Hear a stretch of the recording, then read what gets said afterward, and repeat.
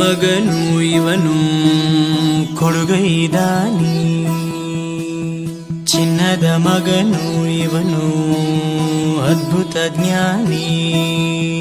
ಜನಸೇವೆಗೆಂದೇ ಹುಟ್ಟಿರುವ ದೇವರ ಕುಲವು, ಇವರ ನೆರಳೆ ಬಡವರಿಗೆ ನೂರಾನೆಯ ಬಲವು.